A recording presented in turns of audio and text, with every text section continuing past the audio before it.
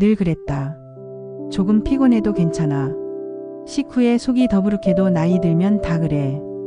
발목이 붓고 허리가 아파도 그냥 지나가는 거겠지. 그녀는 그렇게 말하며 살아왔다. 가족의 식사를 먼저 챙기고 손주의 학교 준비물을 도와주며 남편의 약 봉투를 챙기고 친구들의 병문안을 다녀오느라 정작 자신의 건강은 나중에로 미뤘다.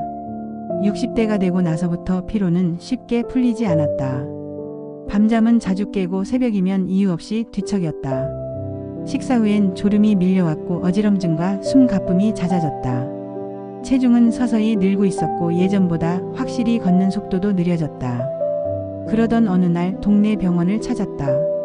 단지 검진 하나 받아보자는 가벼운 마음이었다. 하지만 의사의 표정은 생각보다 진지했다. 혈압 수치가 좀 많이 높으세요. 혈당도 경계 수준 이상입니다. 체중도 이전보다 늘었고요. 지금부터 식단과 운동을 제대로 시작하셔야 합니다. 그녀는 순간 말문이 막혔다. 생각보다 심각하다는 말에 두려움이 밀려왔다. 의자에 앉아 있으면서도 마음속에선 수많은 생각이 오갔다. 내가 언제 이렇게까지 된 거지? 분명 예전엔 잘 버텼는데 이제라도 돌이킬 수 있을까? 그녀는 진료실을 나서며 조용히 숨을 쉬었다. 가슴이 먹먹했다.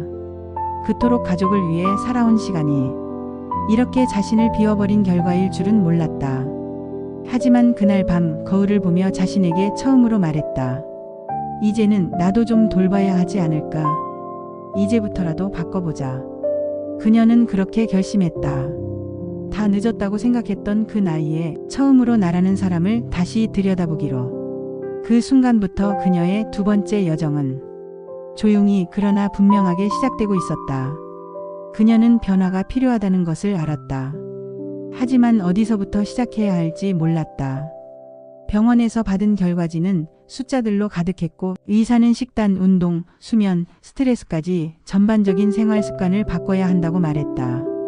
그 말이 옳다는 건 알았지만 그 모든 것을 한 번에 바꾸는 건 불가능처럼 느껴졌다. 그래서 그녀는 가장 쉬운 일부터 시작하기로 했다. 다음 날 아침 평소보다 20분 일찍 일어났다. 운동화 끈을 묶고 아파트 단지를 천천히 걸었다. 달리기를 하겠다는 것도 무리하게 칼로리를 소모하겠다는 것도 아니었다. 그저 걷기 시작했다. 바람을 맞고 햇살을 느끼며 숨을 들이쉬었다. 처음엔 발목이 조금 불편했고 무릎이 뻐근했지만 3일, 5일, 10일이 지나면서 발걸음이 조금씩 가벼워졌다. 산책은 그녀에게 단순한 운동이 아니었다. 혼자 있는 시간이었고 자신의 몸과 마음을 다시 만나는 시간이었다.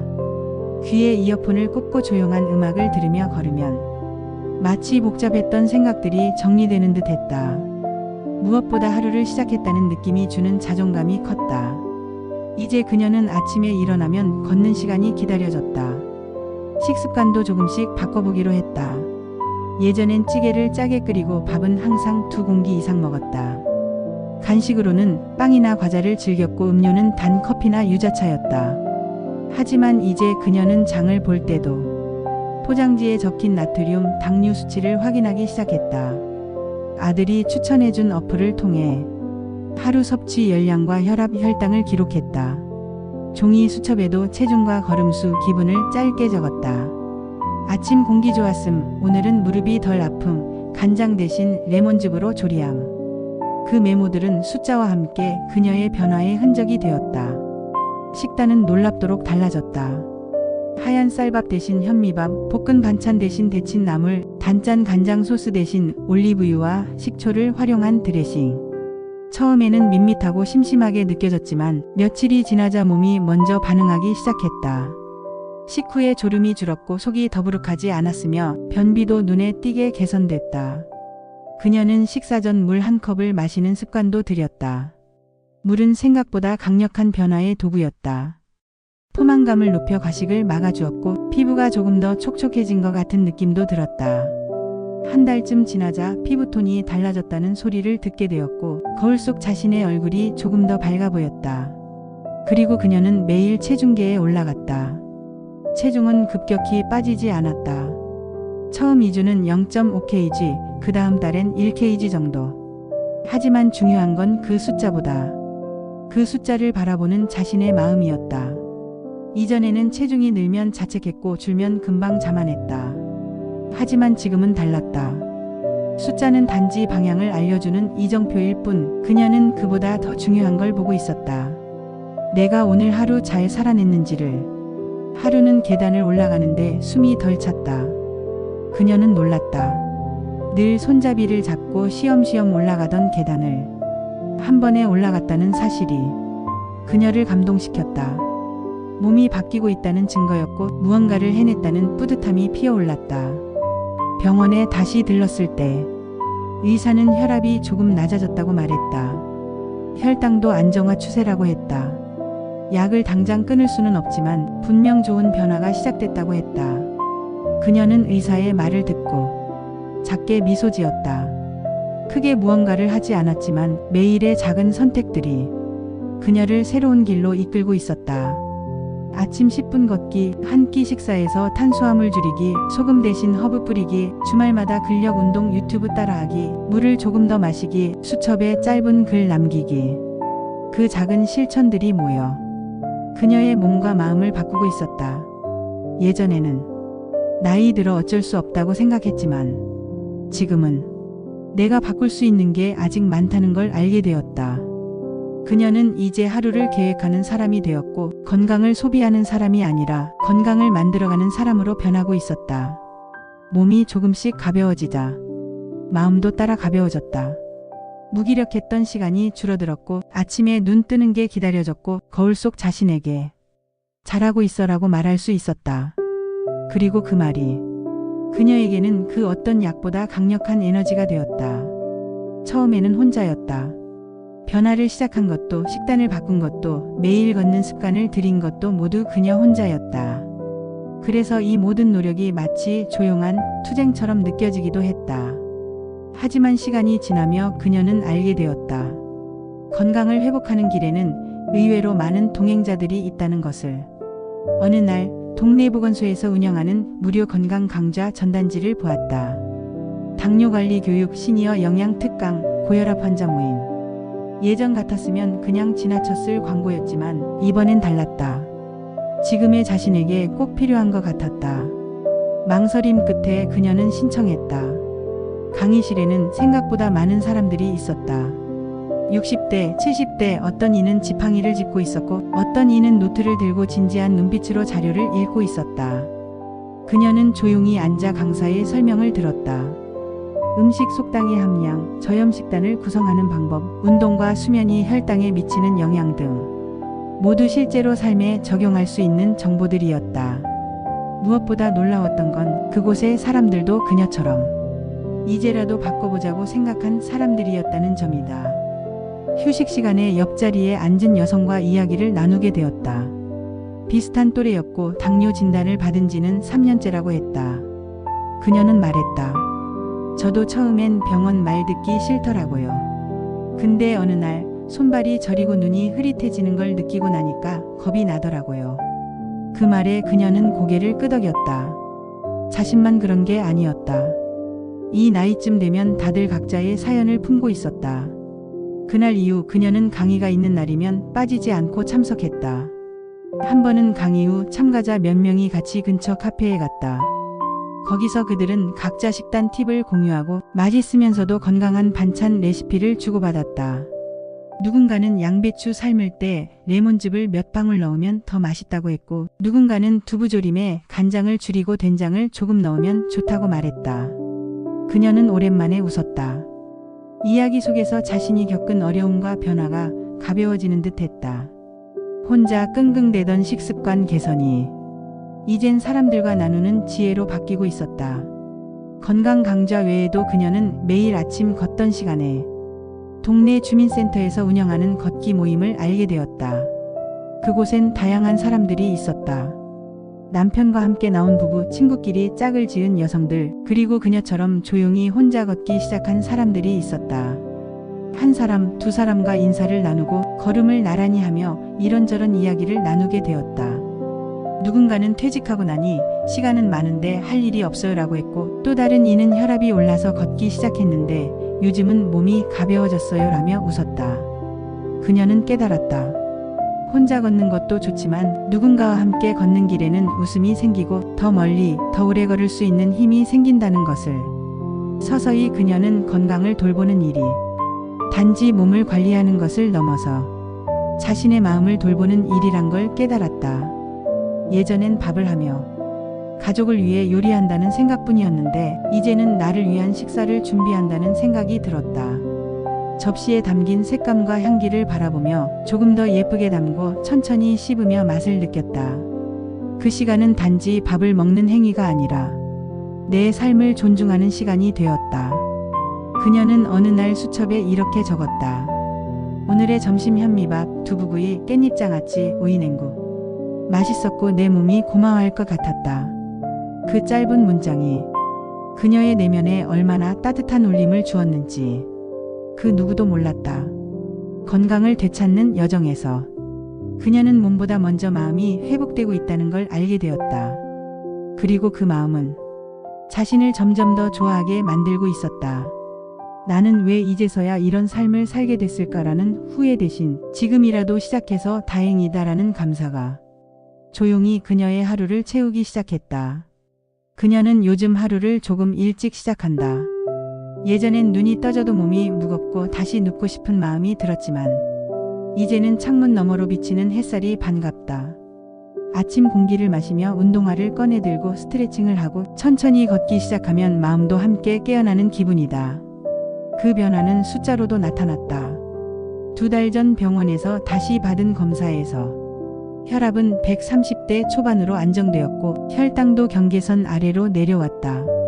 체중은 4kg 정도 줄었다. 의사는 웃으며 말했다. 이대로만 유지하시면 약 줄이실 수 있어요.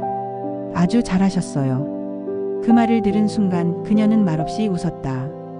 그동안의 모든 선택과 습관이 하나하나 의미가 있었다는 걸 확인받는 기분이었다. 단순히 살이 빠진 것이 아니라 자신이 자신의 몸을 주도적으로 관리하고 있다는 자부심. 누구에게 보여주기 위한 변화가 아니라 오직 자신을 위해 쌓아온 변화였기에 그 기쁨은 더 깊었다. 하루하루의 루틴은 이제 삶의 일부가 되었다. 아침 7시 산책, 오전엔 간단한 집안일과 티 한 잔, 점심엔 직접 만든 건강식, 오후엔 책을 읽거나 요가 영상 따라하기, 저녁엔 가볍게 걷거나 라디오를 들으며 정리 시간. 그녀는 이 일상들이 단조롭지 않다고 느낀다. 오히려 조용히 단단해지는 시간이라고 여긴다. 놀랍게도 이런 변화는 가족들에게도 전해졌다. 손주는 할머니를 보고 왜 이렇게 예뻐졌어요? 라고 했고 딸은 엄마 요즘 진짜 달라졌어요. 표정이 밝아졌어요. 라고 말했다. 남편도 조용히 운동화 한 켤레를 새로 사왔고 주말이면 함께 공원을 걷자고 제안하기도 했다. 그녀의 변화는 주변 사람들에게도 파장을 주고 있었다. 무엇보다도 큰 변화는 자신을 바라보는 그녀의 시선이었다. 예전엔 거울 속 주름을 보고 한숨을 쉬었다. 처진 뱃살, 느려진 걸음, 푸석한 머리카락. 그 모든 것이 나이 들었다는 표시처럼 느껴졌다. 하지만 지금은 거울을 보면 그래도 잘 살고 있잖아. 오늘도 내가 자랑스럽다. 조용히 그렇게 말할 수 있게 되었다. 그녀는 스스로를 꾸미는 시간이 즐거워졌다. 운동복도 밝은 색으로 바꿔보고 식탁보나 그릇에 작은 변화를 줘보기도 했다. 이런 사소한 변화 하나에도 삶의 의욕이 피어나는 것을 느낄 수 있었다. 건강관리라는 것이 단지 병을 피하기 위한 의무가 아니라 삶을 주체적으로 살아가는 선택이라는 걸 그녀는 온몸으로 실감하고 있었다. 그리고 그 선택은 단지 건강 수치만을 바꾼 게 아니라 삶의 우선순위를 바꿨다. 예전엔 남편 밥 챙겨야지, 손주 학원 데려다 줘야지, 친구 부탁 먼저 들어줘야지 였던 하루가 지금은 내가 뭐 먹고 싶은지 생각해보자. 오늘은 걷고 나서 쉬는 시간부터 만들자. 나를 위한 일부터 먼저 해보자. 가 되었다. 그 변화는 이기심이 아니었다. 그녀는 안다. 나를 먼저 돌볼 수 있어야 다른 사람도 더 잘 돌볼 수 있다는 것을. 그녀는 이제 두려워하지 않는다. 건강 문제를 통보받았던 그날의 불안도, 변화를 시작할 때의 낯설음도, 지금은 모두 자신을 알아가는 과정이었다고 여긴다. 이 나이에 뭐가 바뀌겠어? 라고 생각했던 시절이 있었다. 하지만 지금 그녀는 말한다. 이 나이라서 바꿀 수 있었다고. 이제서야 나를 제대로 마주하게 됐다고. 그녀는 이제 하루하루를 살아가는 것이 아니라 살아낸다는 감각으로 하루를 쌓고 있다. 그 모든 변화는 거창하지 않았다. 하지만 그 조용한 선택 하나하나가 그녀의 삶을, 몸을, 마음을 다시 살아나게 만들고 있었다. 예전에 나는 늘 바빴다. 누군가를 챙기느라, 무언가를 끝내느라. 정작 나를 챙겨본 기억이 별로 없었다. 몸이 아파도 참았고 마음이 지쳐도 말하지 않았다. 당연한 줄 알았다. 엄마니까 아내니까 딸이니까. 하지만 지금은 다르다. 나는 이제 내 이름으로 살아간다. 누구의 엄마로서, 누구의 아내로서가 아니라 한 사람 나 자신으로서의 삶을 살아가기 시작했다. 내가 변한 건 단지 혈압이나 체중, 혈당이 아니다. 그보다 더 본질적인 것. 나를 어떻게 대하느냐가 바뀌었다. 이제 나는 배고픔보다 무엇을 먹고 싶은가를 먼저 생각하고 피곤함보다 지금 내 몸이 무엇을 필요로 하는가를 묻는다. 아무도 없는 집에서 혼자 식사하는 순간에도 내 몸에 고마운 식탁을 차리고 거울을 보며 웃어보는 연습을 한다. 나는 이제 내 몸에 머물고 있다. 이 안에 살아있는 감각들, 숨결, 심장 박동, 기분의 떨림들을 무시하지 않고 들여다본다. 나는 이제 내 마음에 거주하고 있다. 그동안 침묵했던 감정들, 외면해왔던 불안과 서운함, 그리고 숨겨져 있던 기쁨과 자부심을 하나씩 꺼내어 안아준다. 내 삶은 여전히 단순하고 어쩌면 남이 보기엔 특별할 것 없는 날들의 연속이다. 하지만 나는 안다. 지금 내가 살아내고 있는 이 하루하루가 내 인생을 다시 쓰고 있다는 것을. 건강을 되찾은 것이 아니다. 나는 나를 되찾았다. 먹고 움직이고 쉬고 웃고 조용히 걸어가며 다시 살아가는 나를. 지금 나는 나를 돌보고 있다. 그 돌봄은 단순한 관리가 아니라 삶 전체를 다시 사랑하는 방식이다. 이제 나는 말할 수 있다. 늦지 않았다. 지금이라도 시작하면 된다. 이 나이에 시작했기 때문에 더 깊고 단단하게 나를 만날 수 있었다고. 나는 지금 내 몸과 마음 안에 살아있다. 그리고 그 삶이 이제야 비로소 진짜 나의 삶이라고 말할 수 있게 되었다.